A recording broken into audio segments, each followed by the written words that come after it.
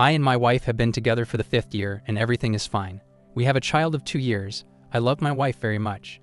My wife worked in a company and was planning to attend a corporate party that was hosted for them. I didn't want my wife to go to this party. I just had a bad feeling inside about it. She had been preparing for this corporate party for 2 weeks. A dress with a large neckline on the chest, dear perfume, how I didn't like it all. Well, she said with a smile that I love you. It's all in order to impress female colleagues because they argued who would look better at this party. I had no reason not to believe my wife. I let her go, and so a taxi came for her. I saw her off and stayed at home with the child. Before leaving, I asked with the last hope, maybe you won't go after all. She replied that it would have a bad effect on her career. The boss does not like refusal. Of course, she earned more than me, so I thought, okay, let her rest, relax, have fun. She went to all the events organized by her company more than once. I let her go without any problems. Everything was fine. But this time, I had an incomprehensible feeling in my soul. I do not know how to describe it. In general, I was very worried that day. By 11 o'clock in the evening, I decided to call my wife, asked when she was going home. When she picked up the phone, I barely shouted to her. The music was playing very loud. I heard that she would be delayed for 3 hours because they decided to continue the event. Through the music and the words she was telling me, I could hear male voices insistently calling her to dance. By the appointed time, my wife did not come home. When I started calling her, the phone was turned off. She arrived the next evening, was drunk, and kissed me passionately. All the time my wife was not at home. Something terrible was going on in my head. I was awake all the time waiting. Every 20 minutes I called colleagues, relatives, everyone I could, but no one had a connection. There were thoughts that if she did not return by morning, I would go to the police. Just in case, I would take the child to the mother. When she came in, the first thing I asked was why there was no connection with her. Did the wife make round eyes to turn it off? And I'm wondering why you didn't call me.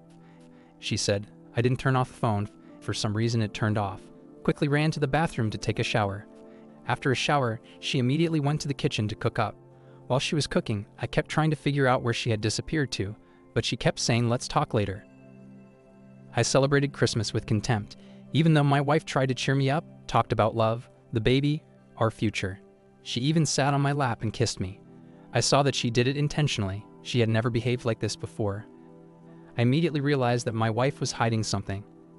After 3 glasses of champagne, she relaxed. I hardly drank. About 3 o'clock in the morning, she said she was tired and was going to bed. I did not wake her up in the early morning.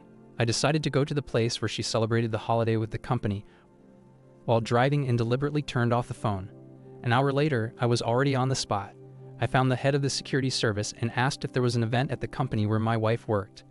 The head of the security service replied that yes, there was such a company here, but they did not go anywhere because they paid not only for the restaurant, but also for hotel rooms. Of course, they didn't show me the video from the cameras. They said that the information was confidential. But as one smart person said, a donkey loaded with gold will enter any fortress. I found a security guard, explained the whole situation to him, arranged a pleasant morning for him, bought coffee, donuts, and for a small fee, he recorded a video from my wife's corporate party on a flash drive. I assured him that this video is for personal viewing only. I started watching and then I noticed my wife. She was not very drunk and was entering the room with some guy who was holding her waist and standing in front of the room. They kissed passionately and they entered the room. Then an hour and a half later, this man left the room and returned, but not alone. He brought another guy with him and they entered the room. In the morning, the men left my wife's room. An hour after they left, the wife came out and went to her friend's room. She knocked for a long time. As a result, she opened. After 10 minutes, a man came out of the room. The women did not leave the room until the evening. Men and women constantly came to them. The last shot was from the street when my wife and colleague got into a taxi. After what I saw, I drove home in a rage, almost had an accident twice, but did not stop. In the evening, I returned home, watched the video, and cut out the moments I needed. It took a lot of time. My wife met me angrily, but after looking at me, she suddenly became softer and asked in a calm voice why my phone was unavailable. I said that no one had called me. Took out my phone, turned it on in front of her, and muttered that it had turned off by itself. And with feigned bewilderment, I said that I myself was wondering why no one was calling me. That's when I saw the anger on her face. I immediately asked the question, "Where were you all night?"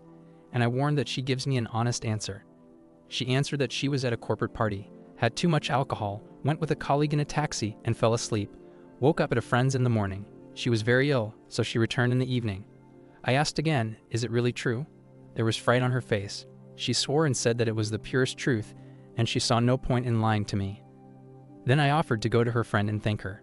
My wife said that she was not ready and was not feeling well. Well then, I couldn't stand it anymore and angrily said, "Let's watch a movie with you in the title role then." In response, she said in a frightened voice that she was not going to watch anything and went into the room. I took the laptop, downloaded all the videos from the USB stick, went into the room and looked. My wife is sitting on the bed and crying. I turned on the recording and threw the laptop on the bed. She sobbed loudly. She began to beg and say that she had been raped. I suggested that she contact the police. She, of course, refused, saying that she had drunk a lot of alcohol and did not know how it all happened, that she loved me and our child very much. "Don't jump to conclusions that a child shouldn't grow up without a father," she shouted. It was painful for me to look at this woman and listen to her excuses and assurances of sincere love for her family and child. I was seized with a real rage as I started screaming. What was she thinking about when she dragged a man into her room?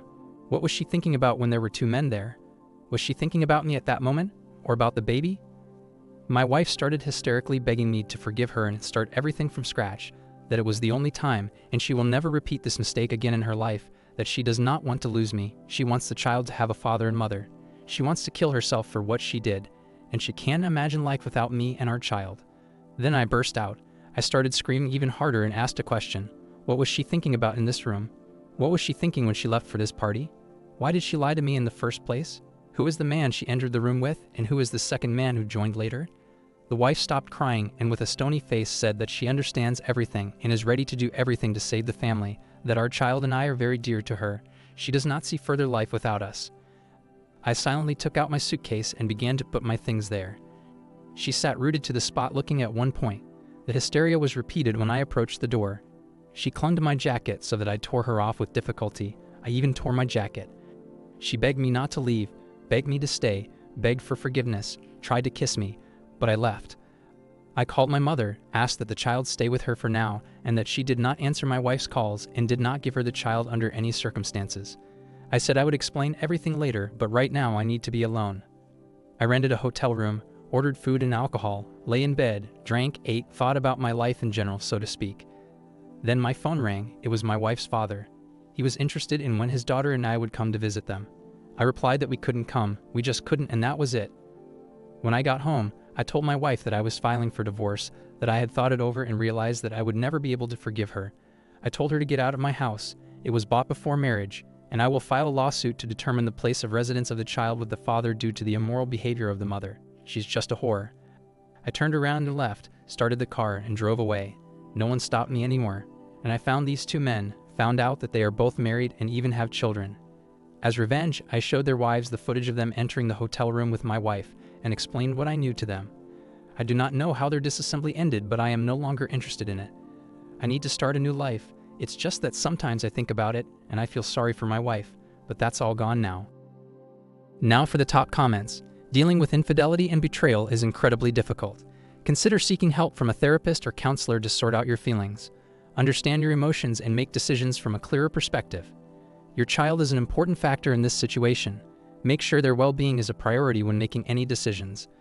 A stable and supportive environment is crucial for their upbringing.